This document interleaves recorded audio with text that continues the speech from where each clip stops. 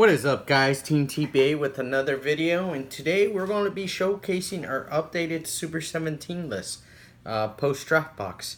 Now, this is going to be a series I'm going to start doing. It's going to be called Spicy Sunday, and Spicy Sunday, what it is we'll be profiling certain decks that don't see a lot of play in the current meta.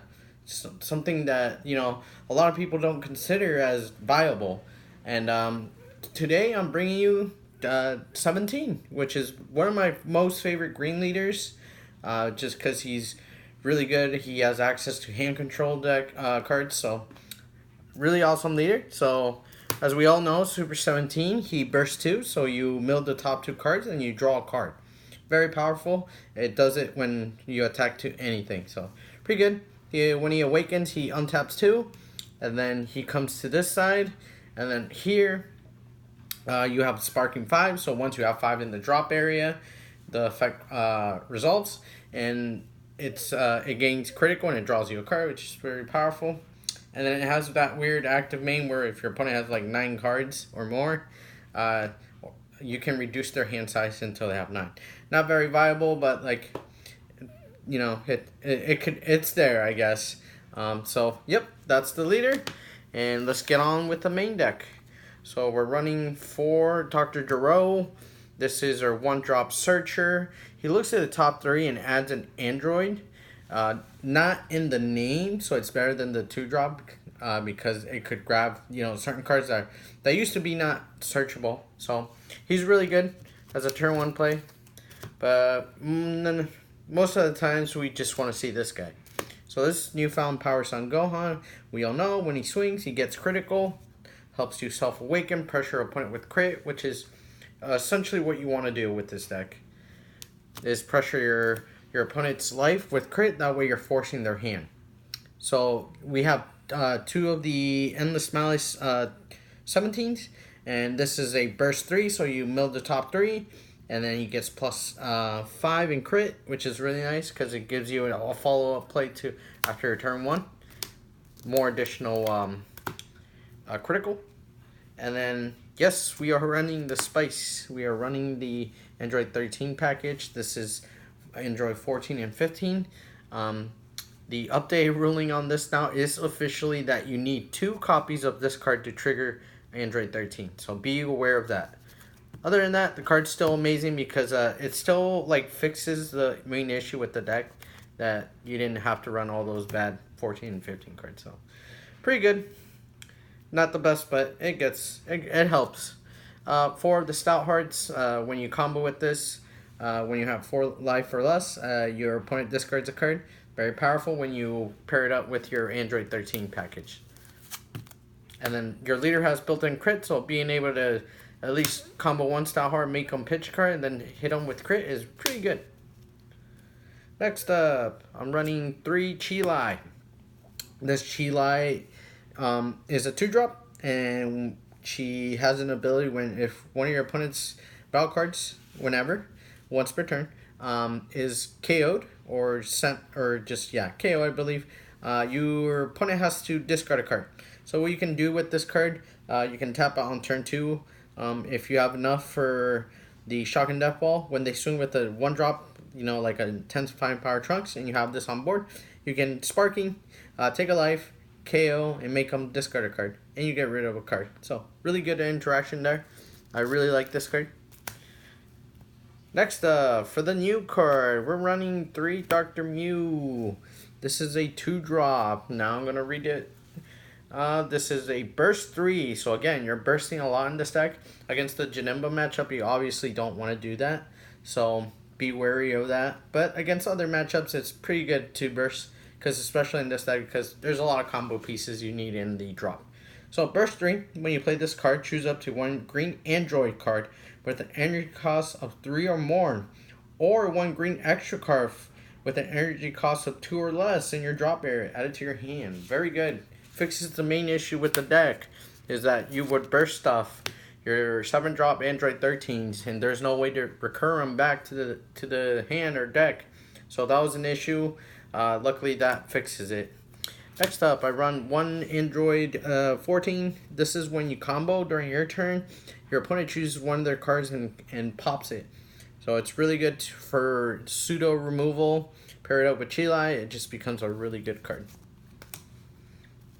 For Hellfighter package, I run 4 of the Hellfighter 17.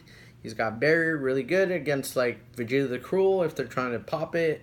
And then he has a Union. All you need is a 17 in the drop, which we should have some because this deck bursts a lot. And then you go up your chain, or you can go up into your 4-drop Infernal Machine. Alright, for our Android 13.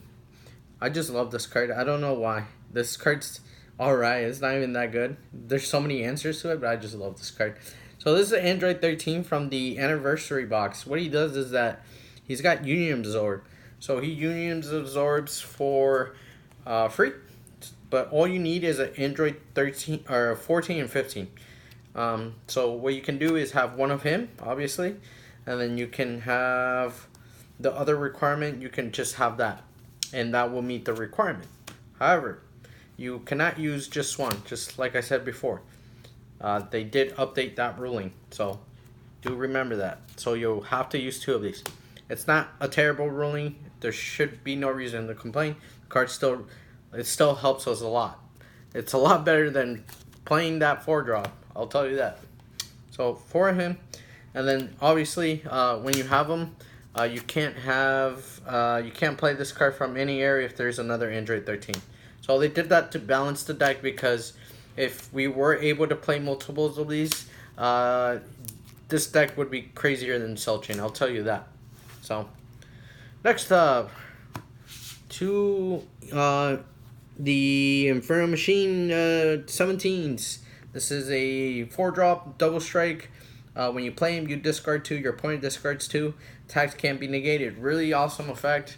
Helps you pressure your opponent while getting combo pieces into your drop area. Very nice. However, the new card, the new card, we have 2 Super 17 powered. I don't want to butcher that, so I'm not going to pronounce it. Alright, dual attack, permanent. If there are 10 or more non-black cards in your drop area, reduce the energy cost of this card in your hand by 2. Now, what's good about this card is that Vegeta the Cruel can't touch this, which is really nice. However, Denial Hope does. So that's the downside. But it's one card that we have to worry about, I guess. Very awesome card. And he has an auto. Choose one card in your drop area, send it to your warp. When this card attacks, choose up to 1 green extra card from your drop area. Add it to your hand. Then your opponent chooses 1 card in their hand and sends it to their warp.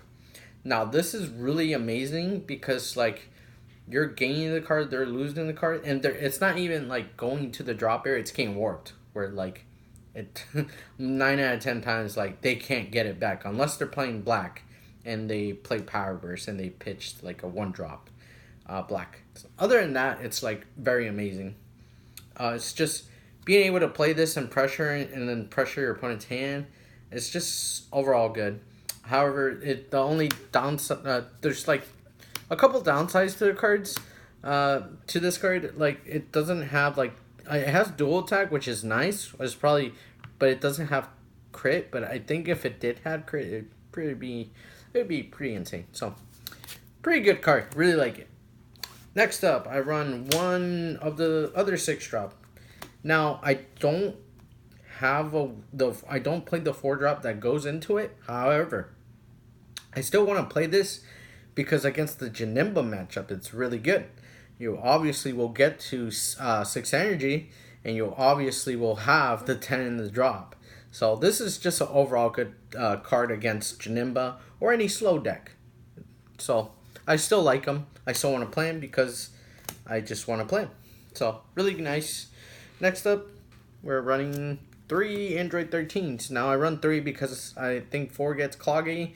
We have the Dr. Mew that helps us return it back to our hand if we do mill it. So overall good card. What he does is that when you play this card, your opponent chooses one card from the battle cards, KO it, and then when your opponent's battle card is placed in the drop barrier from any of your skills, other than this one, your opponent chooses one card from their hand and places it in the drop barrier. What's really cool about this interaction, if like let's say turn 2 you play the Chile, and then turn 3 you play the Android 13, go into this guy, so you trigger Android 13, pop a card, and then this will trigger, and then this will trigger, and then depending on what they discard, let's say they discarded a extra card off of the second effect, and then this will trigger, and then they discard a battle card. This will trigger again because a card was sent from an area by skill. So really powerful. So they discard 2, they lose a card, and it's just overall fun to do. So 3 of those. Next up, I run 2 Shocking Death Balls and 2 of this. This is the set 7 negate. This is for the greater good. It's got the graveyard, the discard effect, where like you can play it by warping a card or removing a card from play and play it from your drop area. It's really nice good against Kaioken. And then for our other new card from the draft box, we're playing 1M2, the green one. Now this is I believe it's definitely a watered down version of the red M2, but it's still pretty decent against those pesky 1-drops, especially against Skillless, because like Skillless is a hard matchup because they just draw so much and they just play everything from drop too, so it's kind of pointless to try to hand destroy them. So this is really good against just Skillless to remove 1-drops, or just anything that they like. Against Janemba is pretty good too because you remove their 1-drops and that they can't combo with it, and it creates a token and you draw a card. So it's pretty good. And then last 2 of the hidden power of the Saints. We can play Preemptive Strike. I just personally like this because with this card, you can bait your opponent to discarding, and if you have your Android 13, they discard more. Or if they don't, like let's say if they do discard, you don't have your 13, they're still losing resources, and since you're a hand destruction deck, it just in the long run they're going to end up losing because they just lost resources. So this gives them, and this gives you a chance of your opponent misplaying on this card, you know. So that's why I like it. It has a little bit of versatility. Preemptive Strike just straight up negates, which is good. Don't get me wrong, but sometimes you just want your opponent to discard 2, so you can get them to a low hand size. And then like let's say they have like 3 cards in hand, and they're trying to Kaioken you, and they're trying to put you at 3, and then like let's say you have 3 Style Hearts, and then they go a swing, and then like no combos, or they combo like 1 card, and then you just Style Heart 3 times, and they discard Kaioken, and now they just don't have no hand, which is pretty amazing. It's just overall good. So that's the deck, guys. That's the Super 17 / Android 13 pure hand destruction, just green. Love the deck, very fun. Again, it's a spicy deck. This is not gonna win your regionals, not at least not this variant. I'm sure a pure 17 with more consistency will probably get you in there, but I don't. The Android 13 is just like really hard to pull off nowadays because all the counterplays. But that's it for the video, guys. Hope you enjoy. Let me know what you guys think, and we'll see you guys in the next one. So Team TP8 will be signing out.